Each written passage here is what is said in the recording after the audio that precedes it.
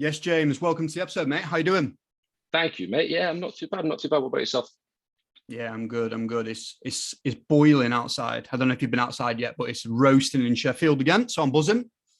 Nice. See, no, I've been down the gym this morning, but the gym I'm at, it's a bit of a funny one. It's like your classic old warehouse. So when I get there first thing in the morning, it's free. Even in summer, like it's cold. So Yeah, I've still got jacket and hoodie on. Then slowly, as bodies start to come in, it starts to like the temperature amps up and amps up and amps up a little bit. So you're never quite sure what's going on outside, like if it's warm, if it's hot, whatever. But yeah, I'm hoping I'll get out with the dog a little bit this afternoon, which would be nice. Sick, sick. So what have you been doing today then? So you said you've been in the gym this morning, you've been coaching, or was you training yourself? No coaching. So Wednesday tends to be my half day. So at the minute, the way I've sort of structured my week is Monday, Friday, I'm with the English Institute of Sport and up at Triathlon in Leeds. So that's kind of like my employed days as such. And then Tuesday, Wednesday, Thursday, I do my self-employed, like private sector work. And Wednesday is my favorite of the days because it's a half day. So I just coach in the morning, come home, do my admin, do any like online programming I need to do for any of my sort of remote guys, accounts, all the boring stuff, like all the boring stuff on a Wednesday afternoon. But it's a nice little break from the coaching week. Sick. And then 1 or 2 naps, I'm sure.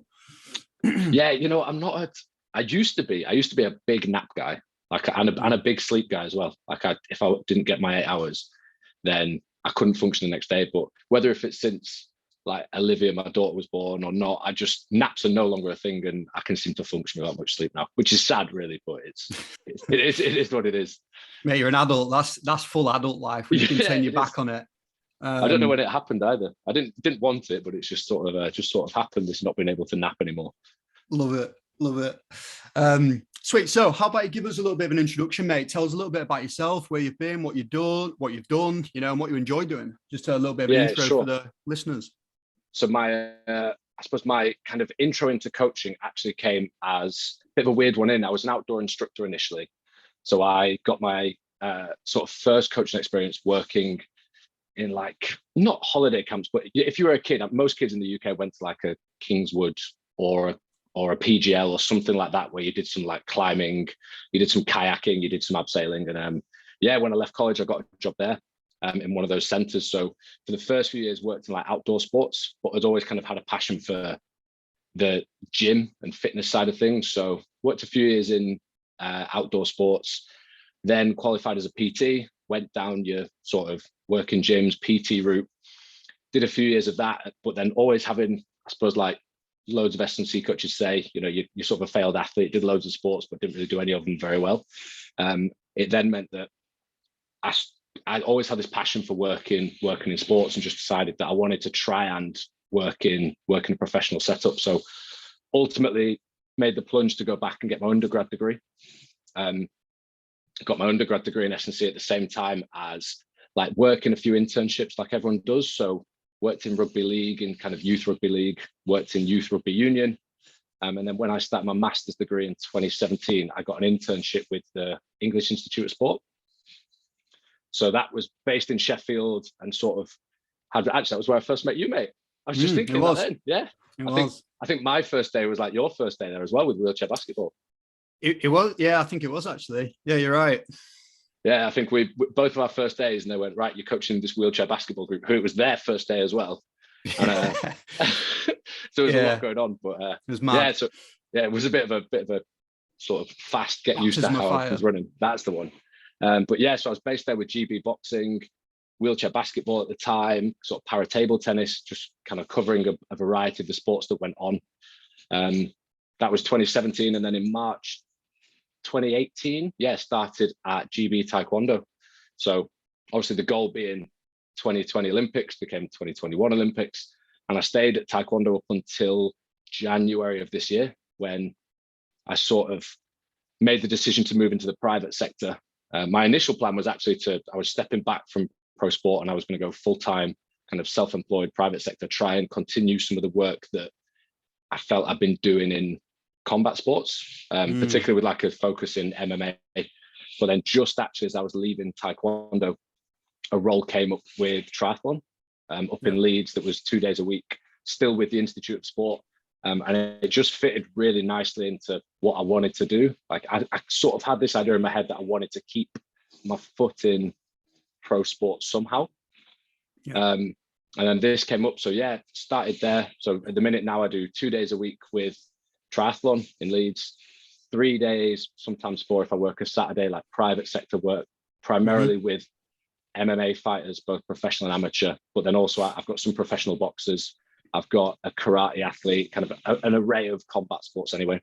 And then still do a little bit of consulting work for Taekwondo, just with their development squads.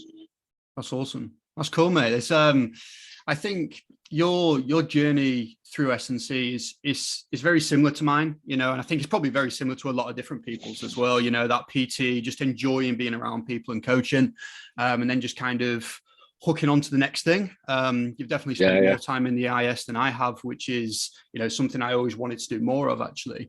Just quick funny story before we move on, mate, because I'm not sure if you know this. So I can remember speaking to Mark Campbell, probably like a week or two after I'd met you, and we were just speaking about you. How's James getting on? All those things, you know, sound guy. And Mark was like, yeah, he's sound, mate. He's not going to be around for long. I was like, why? He's like, well, he's applying for jobs left, right, and center, and I guarantee he's going to get one super quick. So we're on the lookout already for somebody else to get in. Oh, really? Yeah. So he was just pumping your tires there. So he I'll take that. He knew you was going to be moving on. He knew it. Which is always nice to hear. Yeah, it is. I think it was one of them where, and I made that quite evident at the start, you know, like at the time I was doing most of my work at Huddersfield Giants under a guy called Kane Daniels, and Kane was like covering the academy side of things. I was doing the scholarships, so like 14 to 16s. Me and a guy called Ryan were splitting that role. And I'm pretty sure at the start, that's it, at the start of that season or the end of the season in 2017, there was 3 S&C coaches above me. There was Kane, there was Chris, and then I can't remember who was lead. That's quite embarrassing. Oh no, Kane had moved to lead. There was Chris, and then there was Adam. That was it. And they all signed new 2-year contracts, and they all deserved it. Like they were all great coaches. They all deserved it. But then I'm kind of looking ahead, going, well, if I stay here now, realistically, I've got 2 years until probably a position comes up. And I've been doing 2-3 years of voluntary internships, placements, just doing whatever I can for free to try and get this experience. And I'm just not willing to kind of wait another 2 years to do that. And rugby league's a very sort of like internal world. Like if you're in rugby league, chances are there'll be a few interns at this club and a few interns at that club. And outside of a few roles, they normally promote inside. And I just thought, I don't want to wait another 2 years. So I saw the opportunity come up at the Institute of Sport and just thought, well, in that world, there's about 15 or 16, maybe even more S&C coaches ahead of me. The likelihood is one of them will leave before someone at Huddersfield leaves. And it was a gamble that paid off. I think, in fact, actually, I did about 3 or 4 weeks in Sheffield on the internship, and then I actually got an interview with Warrington Wolves. And I went to Mark and said, I was like, mate, just let you know, I'm not going to be here on Thursday because I've got an interview with Warrington's Academy. And it was like, he did say, it was like, I thought you might be gone quick, but I didn't think it'd be this quick. But it worked out well. I mean, I didn't get the job. I was gutted at the time, but it worked out in the long run. Worked out much better in the long run. Was so getting your role at GB Taekwondo then, was that your first interview in the institute other than the actual internship, or did you get a few in beforehand? No, that was my first one, because whatever role came up on the institute, I was applying for it. Wherever it was, whatever it was, I was like, right, I'm in. So no, that was the first one. First one came up and I applied for it, and it was a funny day actually. It was like the X Factor. I think there was 8 of us there at the start, and we did a practical bit. A few were sent home. We did a presentation. A few were sent home, and then we did a last. I think it was just a formal interview. It was like 3 of us left. And I just got a little nudge on the shoulder and I went out. It was like, oh, would you just hang around for our performance director to get back? He's been out all day, but we'd like you to meet him. And I felt really sorry for the other guy in the room because he overheard that conversation. And when he left, he didn't get that tap on the shoulder. And you're like, oh, this is awkward. But he was a good guy. It is what it is. Yeah, I kind of felt like it's got the interview's gone quite well. But I think there was something going on at the time, so they didn't get back to me for a couple of weeks. And I had another job I'd been offered as well. And I kept trying to put them off. And luckily, I say luckily, I'd have probably been the other job off anyway, but the IS got back in time and started at Taekwondo. That's sick, mate. Was I guess Taekwondo and combat sports then, is this something you always kind of saw yourself kind of pushing towards, or is it something that just kind of happened and now you're in it, you're not going back? Talk to me about that. Yeah, it just happened. Like growing up, I'd dabbled in a lot of sports. I suppose rugby league would have been my main one that I played. And then it was just through when I started the internship at boxing, kind of the personalities that you're working with in boxing were very similar to what I know from rugby league. Like there were a lot of similar personalities, a lot of similar characters. I was like, okay, I enjoy this. And then the job at Taekwondo came up, and like I said, I was applying for whatever job came up just to try and get into the institute and, to be honest, get that employed work where you get paid for it. And started at Taekwondo and just kind of fell in love with combat sports. Like I think once you're in the world of combat sports, you're then exposed to lots of other things. Like I got exposed to MMA through a link through Taekwondo, and it kind of accidentally happened. So it's nothing that when I went into S&C I was thinking this is what I want to do. It was just sort of how it worked out, and then kind of went from there. Really just rolled with it. That's sick. And you, I might be wrong in saying this, but you do a little bit as well, right? You do a little bit of BJJ. Yeah, so I did. I initially started off just before lockdown. I kind of figured I was like, I should do something. So, but just before lockdown, I started doing some Muay Thai. But the gym I was at, it's one of my biggest pet peeves with like combat sport gyms, in that the session was an hour. Any Muay Thai session I went to was an hour, but the first 30 minutes were like star jumps, push-ups, bodyweight squats, and like these big elaborate warm-ups before you get into the session. And I'm a big like, no, if I want to get warm, I'll come 15 minutes before and I'll warm up. I want an hour of coaching, like I want to learn. So that didn't really last long, bin that off. And then when the guys flew out to the Olympics, and I had a bit more time on my hands because some of the other guys that weren't going to the Olympics took a bit of a break. Yeah, I joined a BJJ gym and then started doing some jits. Although my daughter put a bit of a sort of roadblock in that. I think since she's been born, I've been about 4 times. Nah, maybe a bit more, but not much more than that. But it's one of those things that, yeah, really enjoying it. And as soon as we sort of get these bedtimes a bit more secure and I get a bit more free time, just intend on picking back up with it. That's awesome, mate. That's awesome. So with Taekwondo then, so it's definitely not a sport I've spent, well, I think I had one guy when I was at Hallam, and it was kind of fleeting, you know, the amount of impact I could really have, because he was like one athlete of about 50 I had to take care of as the coach, and, you know, didn't really get a good enough opportunity to really dig into the nitty gritty, which is a little bit of a shame, but it is what it is when you've got a lot of athletes. So talk to me about Taekwondo, you know, a little bit around, you know, some of the challenges they face, some of the things that you think is quite important for their performance, and, you know, just kind of see where they go with it, mate, if that's all right. Yeah, of course. I think in terms of the biggest challenge, I think it's similar to most combat sports and martial arts for anyone that's worked in it, is there's definitely an element of tradition that still runs true. And in some ways, I think that's really good. And that probably needs to be there because that's got people to certain points where they are. But in some ways, definitely as a support team, and particularly as like a sports science team, you're trying to counteract some of that. So like our guys would do probably 5 days a week, Monday through Friday, kind of a 2, sometimes 2.5, sometimes 3-hour group session in the morning where they're all grouped in together. And then throughout the afternoon, they might have the odd individual where they come in and kind of work with their coach on some of their own like technical things they're trying to focus on. Sometimes they might have 2 sessions a day, 2 Taekwondo sessions in the same day, you know, sprinkle some S&C on there, and you've got quite a jam-packed week and quite a high training load consistently week to week. And that's kind of, I think, stems from the Korean tradition that is like, I went out to Korea in 2019 and they do train a lot out there. Like their training volume is very high, but I definitely think there's something in the fact that when you're in a country where that's almost your main sport, by the time you get to these guys at the very top, they're probably just the ones who are able to endure the most training and didn't break growing up. So you've got these like almost machines that can just take training load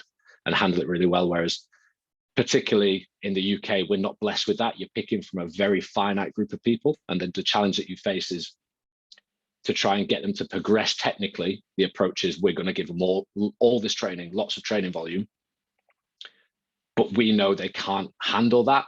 So that's probably the biggest challenge that we face. And then with it being a combat sport, we're not kind of blessed with some of the GPS metrics in terms of monitoring training load, and training load isn't always quite fully bought into either. So there's definitely this thing of you're almost trying to just pick the little wins where you can, and really just try and stop these guys from getting injured, so they can just train as much as kind of the coach and the PD and everyone else feels that they need to. That's probably the biggest challenge. Yeah, with that, I guess you're right in what you're saying from what I know around combat sports, and definitely a lot of other sports as well. The training load is definitely something we need to try and get on top of in some way, shape or form, and not necessarily take over, but at least be aware of those things so that we can make informed decisions in our practice, just so we're not the one that breaks them, because that sometimes is the way it goes.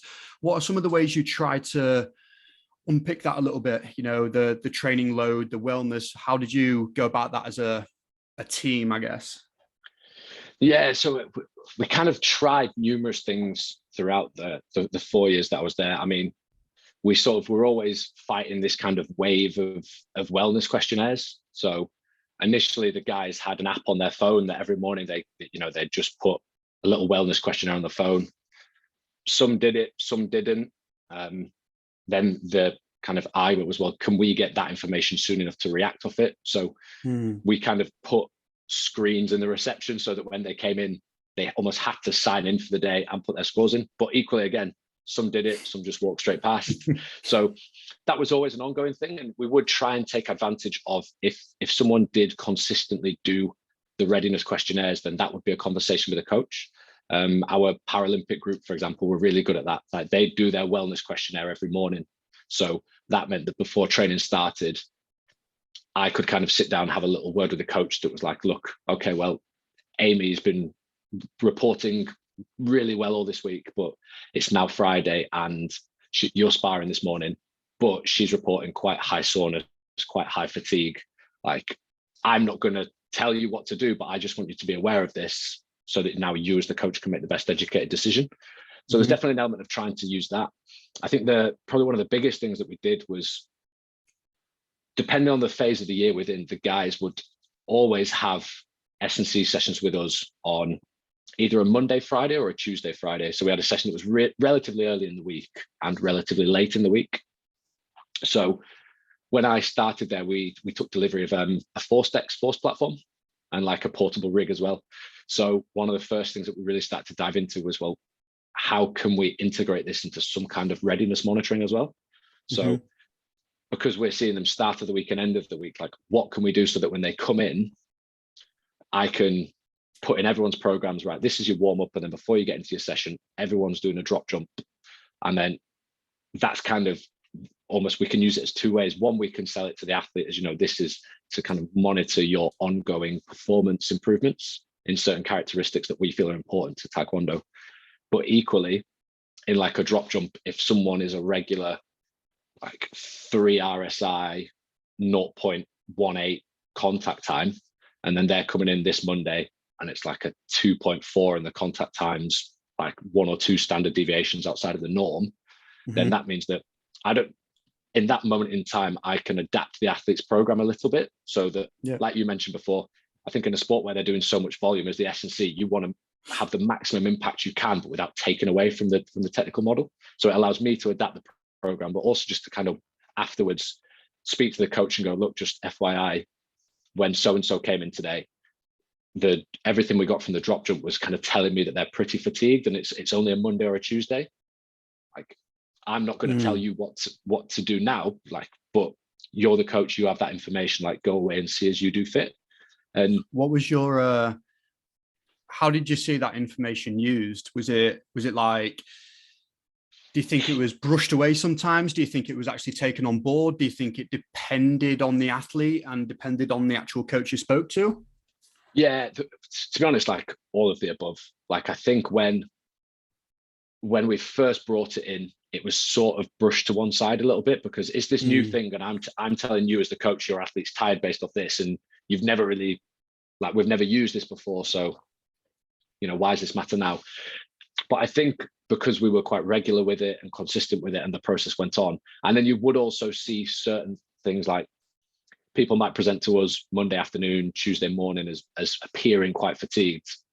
We'd have a word with the coach, and then towards the end of the week, they're just starting to report some kind of niggles or some kind of aches or pains to the physio. And it's not that is a bang on correlation and you were tired, so this happened, but it started to happen enough that some coaches more than others began to pay attention to it. And some would even like come and seek that information, like how are the guys today on the jumps, like how are my girls, how are the guys, and you can then give that back to them. And again, I don't think decisions got made off it all the time, but it was just that little piece of extra information for them to make that decision on. It's a package, isn't it? And I think that the wellness stuff, the RSI, how they look, how they're performing in training, what you know about the athlete, essentially what training phase they're in. Sometimes it is a case of, you know what, you are going to be fatigued, you are going to be sore, get on with it. You know, that is an element of combat sport. It's an element of all sports, but I guess it's that line, isn't it? And that's the thing we're always trying to teeter on, that point of maximum progress, but without it being detrimental. It's hard, you know. Yeah, it's really difficult, and I think it depends on the system you're in as well. Like I've spent a few days sort of shadowing and in other environments where I've physically heard the S&C kind of go to the coach and go, this person's readiness has dropped off today, like they're looking fatigued.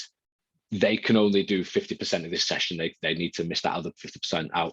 And that's fine if that's your system and your environment, but not everyone's environment's like that. Like I think if I would have walked into that Taekwondo hall and grabbed one of our guys and gone, right, your session's done now, and dragged them out, like I wouldn't have been out the door, but I'd have probably been quite close to it. Do you know what I mean? Like that wasn't our remit as a support staff. So it's trying to find how you can make your impact and how you then phrase that conversation with the coaches. Because we had it as an example where our guys do a lot of training Monday to Friday. Like the training volume was quite high, but one of the girls, she was the driving force behind it, but she wanted to come in on a Saturday morning and do additional sessions. Whether I think she just liked to always do something. And to be honest, she wasn't that fast twitch. She was definitely more of like an engine, like an endurance-based athlete. So probably you could argue if anyone was going to do it, she could handle it. But one of the big things that myself and her coach always spoke about was her ability to kind of be more reactive in her movement and be able to kind of travel a little bit further with sort of her leg up in a chamber. And over a period of months after she'd introduced that Saturday, I just routinely, like every Monday, tracked her drop jump. And the longitudinal trend of that drop jump became to trend down a little bit. So it meant that because of that, I was then able to, I just sort of sat down with the coach and the athlete and didn't kind of say like, look, I think you should stop this, but said like, ultimately your long-term goal, one of your long technical goals is to improve X. Like physically, the characteristic I'm chasing is Y. And the long-term trend of that is now dropping off since we've started to introduce Saturdays. Like, you then make that decision on what you want to do, but that's kind of what I'm seeing. And then, ultimately they rejigged the week, pulled that Saturday down a little bit, and then we started to see that kind of positive trend again. But it was utilized very differently, coach to coach, that sort of readiness monitoring. But the main thing we used was earlier on in a week, we did a drop jump. Yeah. Because our thinking was, if we look at not just the RSI, but how they achieve that, like the contact time and the jump height. So you're looking at the sort of movement strategy. We can get an element from fatigue of that, and a quality that we felt was quite important was that kind of reactive strength and stiffness around the ankle. So it meant we could monitor that as well. And then on Friday, sorry, mate, was that something?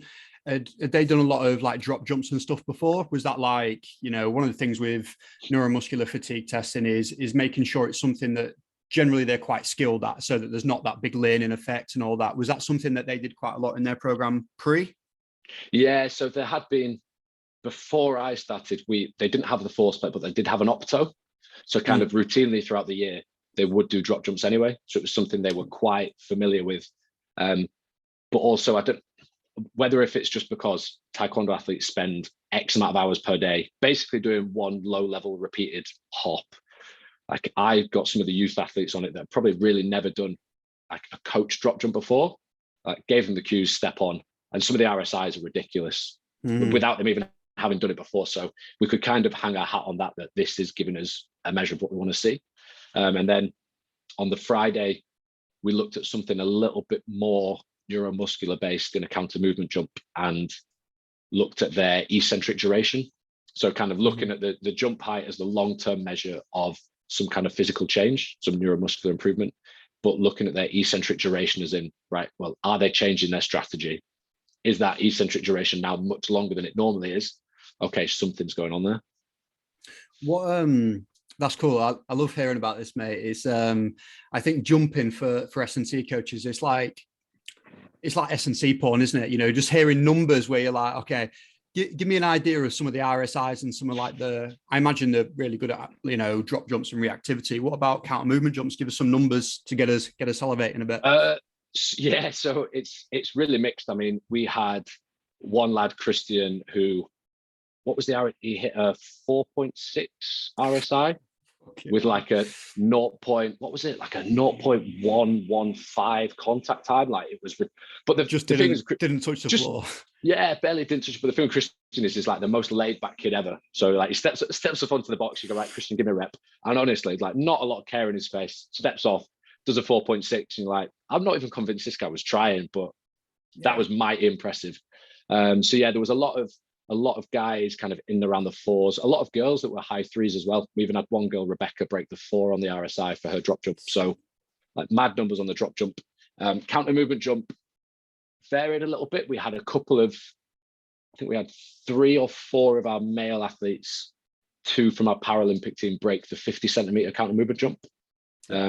Again, that's off impulse. But yeah, so some big numbers, but it was interesting. What you tended to find was they were either kind of very reactive and springy or very muscular in kind of how they achieved that output on some of the given tests. But yeah, so there were some good numbers. People do stuff and they go, was that good? You're like, well, yeah, that was really good. Like, that was okay. Yeah, like, that's funny. When I was working back in rugby, you didn't even see that. So yeah, some good numbers. With that, then, how does that information get used? I know you said it was kind of used a little bit more as like a daily readiness thing. Did that get used in terms of their programming, or was that just like a separate thing? Yeah, so we used it as a readiness monitoring, and then it would get used in programming, kind of in collaboration with some of the other tests. So something that it was ultimately the first goal was always sitting down with the coach and athlete and going, well, you know, what technically are you trying to focus on? And then it would be kind of sat down, having the conversation with them as to, you know, is it that the coach felt they couldn't get their hip into a certain position because they were kind of restricted a little bit, then would factor that into the program. But ultimately, the big rocks for us were, if you are expected as an athlete to do this amount of training within the week, all these little things that we're trying to help improve technically, or all these little things we're trying to improve physically that will carry over to your technical game, are good and willing, like they are included, but actually we just need to make you able to tolerate a lot of training. You know, we need to make you a little bit more robust to spikes and changes in training load. That's where the big win's going to come from, because I think it was on Ben Rosenblatt did a podcast with Pacey Performance. I'm sure it was Pacey Performance a little while back, and he mentioned about how I'm sure it was hockey. He said he'd broken his approach down into like training to train, training to compete, and then train to perform. I'm sure that was the 3. And that really resonated with me at the time, because I'd sit in meetings with coaches and would have conversations about these real technical things that needed focusing on. But like this athlete couldn't string 3 days of training together. So it's like we're all talking about these real technical things they need to focus on, which is great, but they're not training. So how can we make them better to train? So the idea was kind of that. We looked at from the counter movement jump, that was just really our long-term measure of neuromuscular output. Like, are they becoming a bit more fine-tuned in the neuromuscular system? Would then also use that in a collaboration with like a mid-thigh pull to get a dynamic strength index. Like, where does this athlete sit on the dynamic strength index? And then for like, probably where is it going to be more beneficial to base some of their training around? And again, that didn't dictate the program, it just helped guided it. But did this person, if the coach was talking about them being more explosive off the mark, like if they're sat very, very high up on that dynamic strength index, then I'm probably going to give them a bit more strength training to try and solve that problem. Give us Give us a little bit more on the dynamic strength index, just for some of the people that may not know exactly what it is. Just kind of explain to us what it is and, you know, how you achieve that, if that's all right, mate. Yeah, sure. So the dynamic strength index, the idea with it is you take the peak force in a mid-thigh pull. So kind of your very static, just how much force can you produce? And then you take the concentric peak force of a counter movement jump. So then what's your ability to express that force dynamically? You basically divide the two together and you sort of get a figure that is normally between, well, 0 and 1. Sometimes I saw a few outliers that were actually like a 1.1. But then it kind of suggests that if they sit towards the higher end of that 1, so if let's say they were a 0.95, that means that they're able to express 95% of their overall force, like in a dynamic task such as a counter movement jump. So they're very good at kind of recruiting that neuromuscular system and recruiting it quickly. Whereas if they sat like a 0.4, they can only recruit 40% of their overall force in a task like a counter movement jump. So that ability of the neuromuscular system and kind of to utilize like intramuscular coordination to generate force quickly isn't quite there. And then it allows you to base your training off that. So I think the rough guides out there is that if you sit below a 0.6, that means you're kind of very biased towards the strength side, and you probably need a little bit more of the higher velocity ballistic type training. If you sit above a 0.8, you're kind of very velocity dominant and probably need more strength training just to try and build your overall force output. And if you sit between 0.6 and 0.8, you're kind of middle of the road. So a bit of both. You probably don't need to favorite either one. And I always found that to be just quite a useful metric, just to, like I say, help guide the programming a little bit. Because ultimately, I don't think I know a fighter that doesn't want to be more powerful and more explosive, but how do we actually go about improving that? Yeah. Like if you're already, and with a lot of the Taekwondo guys, what I tend to see is they were already very sort of velocity dominant. They already sat towards the higher end of that spectrum. And I think that's because for most, before they join the full-time program, a lot of their quote unquote S&C is hurdle jumps and hops and bounds and stuff that they do within their club that probably sits towards that higher velocity like spectrum. Absolutely. And so the sport itself. Yeah, the sport itself is massively high velocity. So actually for them to start to push the boundary a little bit and make improvements, you could argue, well, you need more of that foundational strength work. So I use that to guide it a little bit, but then also look at, going back to the metrics, we just looked at, relative peak force from a mid-thigh pull. Just because the guy's weight would fluctuate at times throughout the year, depending on when we could test them. So at least with relative peak force, we could keep it consistent throughout the year. We looked at isometric peak plantar flexion. So like basically an isometric calf raise. Again, just how much force can you produce through that foot and ankle joint. And then what else do we use? Yeah, drop jump, counter movement jump on the force plate anyway, mid-thigh pull, and then a peak plantar flexion. And to be honest, the main way that those numbers got used is because I think if you're in a sport where you have to kick people for a living, you're going to pick up injuries. You're going to pick up a lot of foot, a lot of calf, a lot of hamstring. It's just going to happen. Whether if it's contact related, that's kind of the main driver. But so you'd have a lot of people who tended to sit on this kind of fence of they're not in rehab, but they're managing something. Yeah. So we could use a lot of these metrics to help guide as well. Like, okay, when they're coming in the gym today, I'm going to get them to do a mid-thigh pull. Where did they sit prior to when they did it when they were healthy, when they had nothing going on? Get them to do a camp. So that's kind of how we use them a lot. We'd have scheduled testing times when it fitted within the training block throughout a year, where we were looking at, okay, well, what's the long-term change in these physical characteristics that we feel helps underpin their ability to tolerate training? But then if someone was coming out of rehab or was managing something, similar to, like I said, with the readiness stuff, we could also then use a mid-thigh pull to have a conversation with a coach to suggest that, well, actually, they're down 40% on that side at the minute. So I wouldn't ramp their training up a little bit from where they're at the minute, because this suggests they probably couldn't tolerate it. I think that that topic around tolerating training based off what they're like as an athlete is super interesting. I was listening to Joel Smith on Just Fly Performance, and he speaks around, basically what you said there on the dynamic strength index. You've got these athletes that are, more muscular driven, very strength dominant athletes, and then you've got the twitchier guys, you know, the little bit more greyhound looking, you know, just tendons. And you know how you want to give them a certain amount of what they've got, but ultimately try and develop the other things. And he kind of crosses over a lot. You know, he is quite philosophical. Bloody hell, I'm going to butcher philosophical. I've got you. Cheers, mate. He's got me sorted. Bloody hell. And he speaks around, you know, sometimes if you give like the greyhound guy, the tendon guy, too much strength, he starts to break down and all those types of things. Just digging into, I guess, your dynamic strength index example of how it can guide your programming. Is that more for kind of off season or out of fight camp style of programming? And then once you enter fight camp, it's more around, does it change slightly, or is that still the the guiding principle behind it? Does that make sense? Yeah. So it's the challenge at Taekwondo is that the competition year pretty much runs from January to December.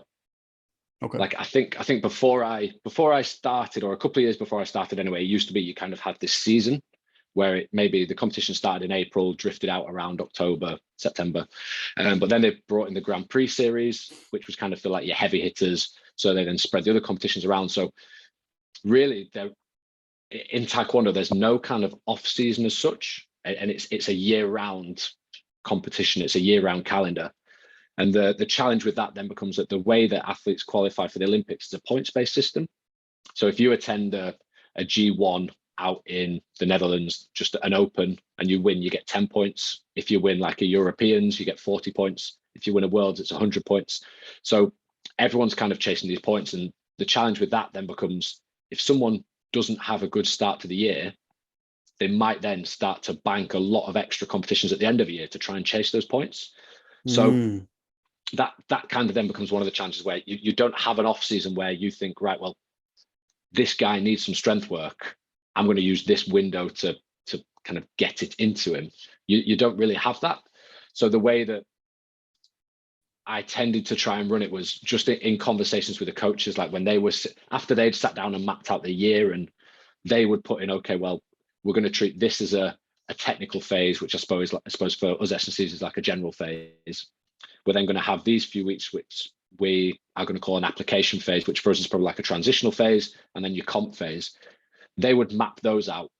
And then I would kind of sit down with them and go, okay, are there any periods of the year where it's going to be less detrimental to you if they are a little bit fatigued? And they might say, you know, this little block here and this little block here. So that's when I might try and treat that as their off camp. But that period might be 2 weeks. That period might be 3 weeks. So the way that I tended to try and think about using the information from like the dynamic strength index and their physical testing was having that as like the underlying principle that I was focusing on with them year round. But it was just the volumes in that I would try and kind of expose them to it. So if I felt someone needed a bit more just foundational strength, they just needed to be able to express a bit more force, that might be their focus for me for a year. But actually I'll give them a big dose of it in these 2 or 3 weeks, and then just try and really like minimal dose. If it doesn't improve, it doesn't improve, but hopefully we're not getting any worse. And then right now there's the next window, let's go again. So that's kind of how I would try and manage that. But it's a really challenging sport to try and work in when you sit down and look at the year and go, there's no off season. Like they might get a week off in the summer and 2 weeks off at Christmas, but outside of that, it's on. And when they're in training, like they're in it, there's 2 sessions a day, 5 days a week. That's sort of how it looks. Yeah, I suppose certain sports do have those limitations, don't they? And it's not, obviously from an S&C standpoint, it's not ideal, but we're there as support staff, aren't we? You know, we're there to support what they're actually doing training. That's the priority. We're not trying to make them the world's best athlete per se. You know, they don't win medals in the gym or in the squat rack. So it makes a lot of sense. With just going into the plyometric side. So one of the things you said earlier was around their day-to-day is they basically spend, 2 hours just low-level hopping. Okay, so probably not strictly plyometric if we look at the contact times. I'm not sure, but it's very, it is jumping, it is ballistic. So how do you go about improving that in a sport that does it day in, day out constantly? What's your kind of process for unpicking that? Yeah, it's a tricky one, particularly when it comes to looking at, I suppose, let's call it the more reactive plyos we might do, so hops, bound, drop jumps. I initially, there was kind of, I'm trying to think when it was. It might have been at the start of 2020, or it might have been halfway through 2019. There was a bit of a light bulb moment where I can't remember. I think I programmed one of my athletes like 3 sets of 15 calf raises. And they went through their calf raises. My idea was, it's a little bit of strength endurance, a little bit of work capacity, just trying to keep the muscle tendon unit healthy and expose it to load through a full range. And then I'm sat in training the next morning, I'm watching them and going, if they're doing probably 10, if they're doing 14 to 15 hours of Taekwondo a week, which most of the session, when they're not at a high intensity in terms of their kicking, they're always moving. They're always on their feet. Like, if they're doing 15 hours of this low level hopping and moving per week, what's 315's calf raises actually doing? Like, am I just feeding into the problem? Am I just exposing them to stuff that they don't really need? And I kind of toyed with that for a little while and didn't do anything about it, and had a chat with my colleague Reese, who was the lead there, and to and fro'd a little bit. And then we started a bit more of a deep dive into it. And ultimately I found myself at this point where the approach I took was like a polarized approach, almost to developing, particularly when we're talking about like plyos, to try and develop like Achilles tendon stiffness, or the more reactive side of things. In that, I think the guy Fion, who was running the injury rehabilitation unit at the time, sent me and Reese a few papers that he had on hopping. And I think it was in low level kind of preferred height hopping. So if I was to just get you, on one leg, just hop at your own preferred height that feels right for you, there's about 3 times body weight going through that ankle joint. And then if you go max effort height, so you're really hopping for height now, it becomes about 5 times. So these guys are exposed to huge, and if you imagine how many times they're doing that throughout a day, throughout a week, like, they're actually getting a lot of load through that foot and that ankle and that calf complex. So the approach that I went down the end was like, right, well, I don't think just more of that's going to help unless it's a rehab type case. So yeah, I took a polarized approach in terms of that. I did a lot of kind of longer duration isometric holds. So whether if it was just like a low level calf raise hold, hands on the wall, up on your toes, kind of almost into a peak plantar flexion, but not quite, and like 30 seconds, 45 seconds, 60 seconds, almost with the idea of this is your tendon health loading. Like, actually, I'm just looking to try and get a little bit of creep going through that tendon, just to try and keep it healthy and offset a lot of this loading it's doing. And then on the opposite side of the spectrum from that, I'm either going to do some really high intense drop jumps, because a lot of the hopping they do on the mat is kind of lower level. It isn't with a real high intent. Just because there's so many technical elements that come into the skill they're trying to do, I don't think they can express it to a true max intent. So either some really high end like drop jumps or ankling hops with max intent, or look more at like Alex Natera's almost like run isometrics, but just some real max effort, overcoming isos in like a squat rack, just 1 second. I think he calls them, is it explodes, holds and explodes, but like some explode reps, just to try and load that tendon with more than they get on the mat. And then outside of that, hope that the sport kind of trains the rest. That was the approach that I ended up taking with regards to around plyometrics around the foot and ankle anyway. Outside of that, you might throw in the odd counter movement jump, box jump, if you have an athlete who you think is just struggling to express themselves or kind of really rapidly recruit that neuromuscular system. Like, you might put some of that in, but yeah, generally it tended to be a bit of a polarized system. It was either real low level holds, or top end really intensive hopping or overcoming isometrics, with the idea that I probably don't need to give them much extra plyometric loading when that is their sport.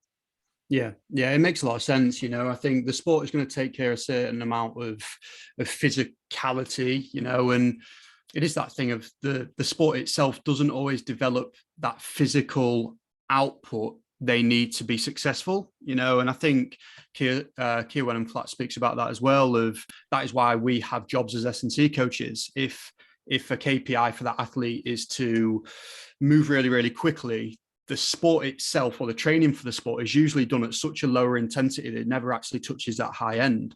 And that's exactly what you're speaking about there. You're giving the athlete what they don't already get, which is, you know, it aligns very much with my philosophy as well. So that's cool to hear.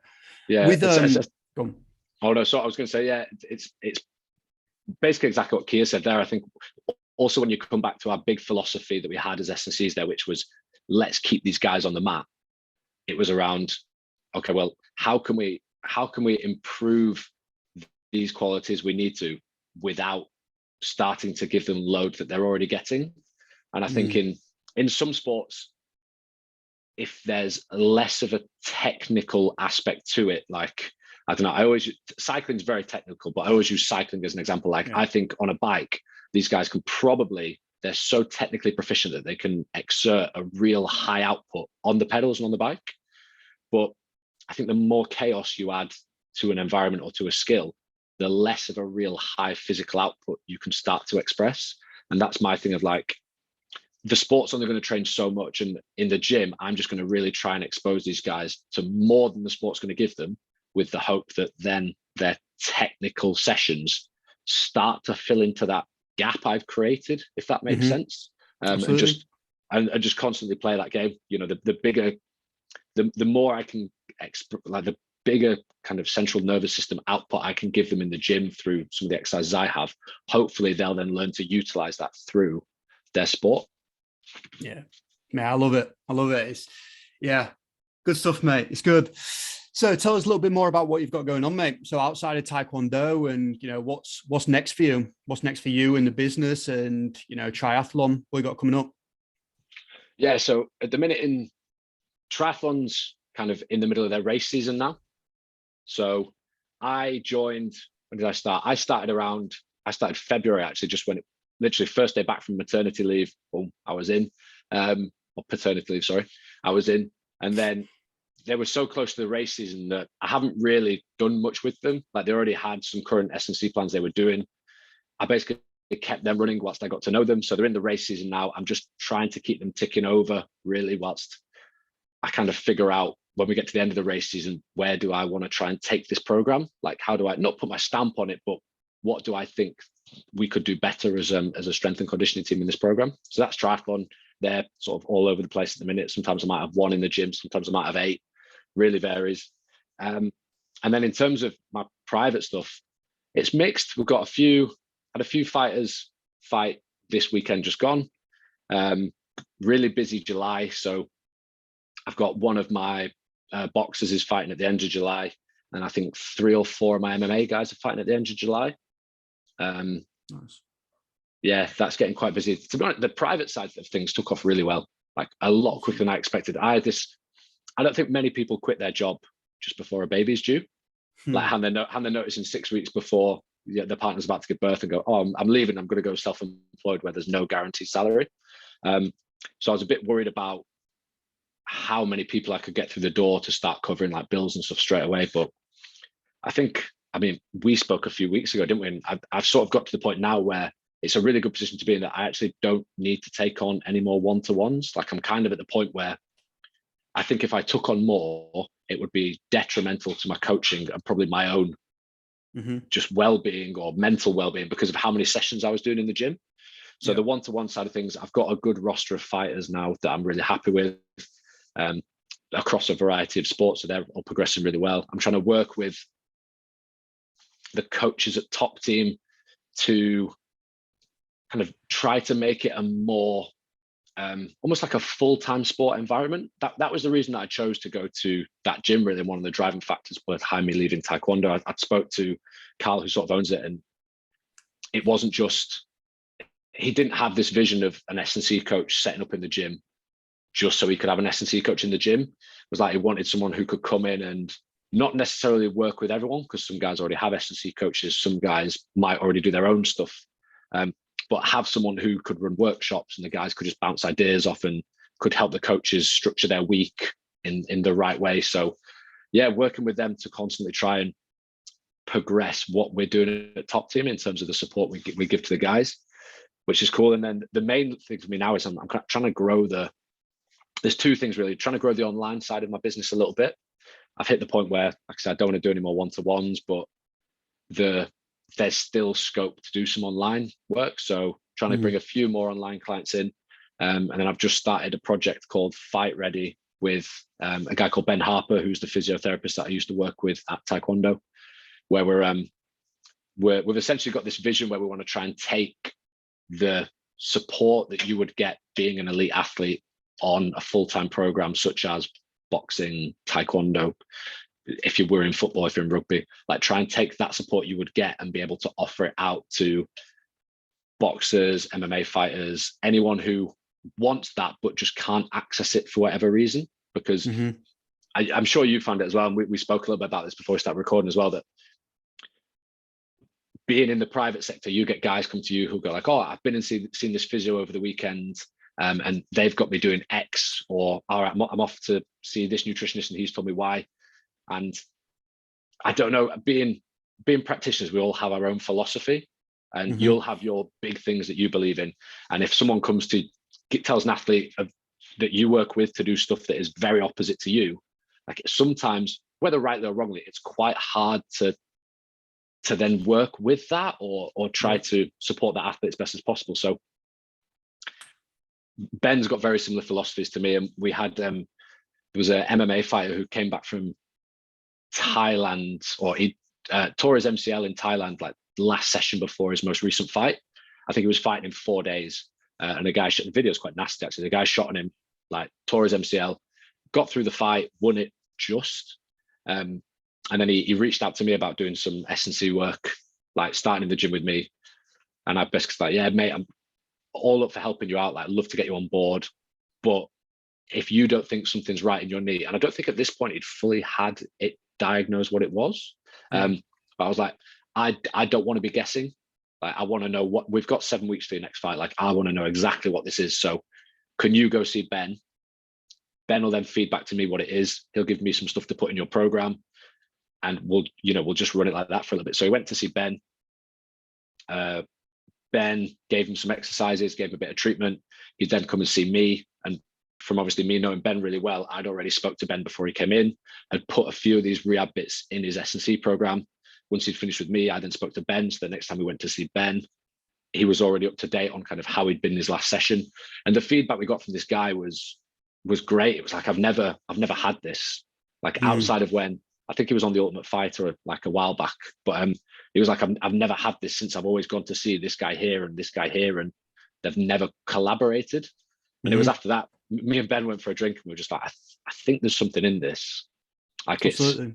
And it's not going to be for everyone. Like, sadly, if you're a low level amateur, like it's probably not going to be the package for you. But the whole idea is we've got hopefully this premium product that if we get a guy who comes in off the back of a fight a bit beaten up and says, right, I'm going again in 4 months, we've got it's kind of Ben's network as a physio that we can liaise these guys out to, like reach out to a doc, we can reach out to a nutritionist, we can reach out to a PA, and just try and almost give these people like the full, like we called it integrated sports science and medicine, but like the full approach to sports science, when without them having to go and try and source it and get people to work together who may not have worked together before.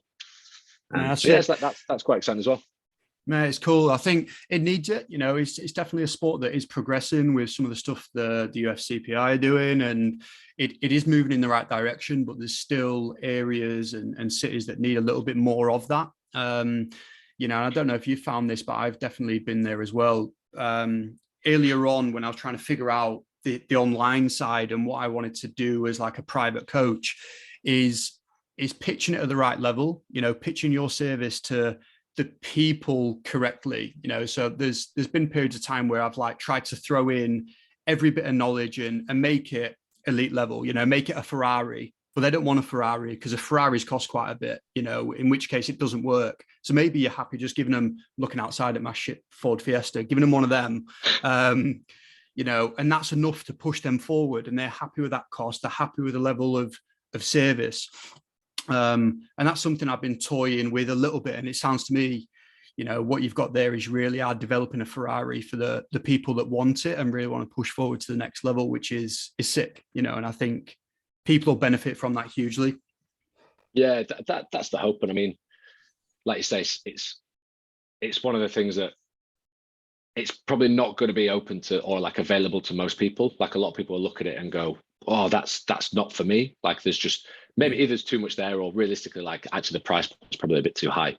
But for those that the kind of hope is for those that do want it and it's within their grasp, they might buy into it, they might do it. And a lot of these younger guys coming through will look up to them and at the very least, like see how this looks and then maybe go, okay, well, this is the S&C I work with, this is the physio that I work with. Like, actually, can you guys chat? Yeah. Because that's something that I try and encourage even with my guys a lot. Like if they are seeing a physio or someone outside, one, I hope it's someone whose beliefs fit with mine, because if not, you know, it's always a challenging conversation. But just go like, right, if you want me to have a chat with them, let's have a chat with them, because everyone needs to be singing off the same hymn sheet for that to work. Absolutely, mate. Absolutely. I think that's probably a really good point to end on, you know, for athletes that are listening, for coaches that are listening, create some synergy within your program, you know, and sometimes most of the time it's going to have to be the athlete in the private sector that instigates that brings everyone together, you know, and it's something that you're going to get off after messing up words again. You're going to have to get off your ass and do that. It's going to take a little bit of, you know, figuring out, but I think everyone needs to be singing off the same hymn sheet. Cool. So I'm just going to wrap this up, mate. I'm conscious of time. You know, it's your fun Wednesday where you get to have a nap, not have a nap, whatever you've got. Yeah, do all your admin.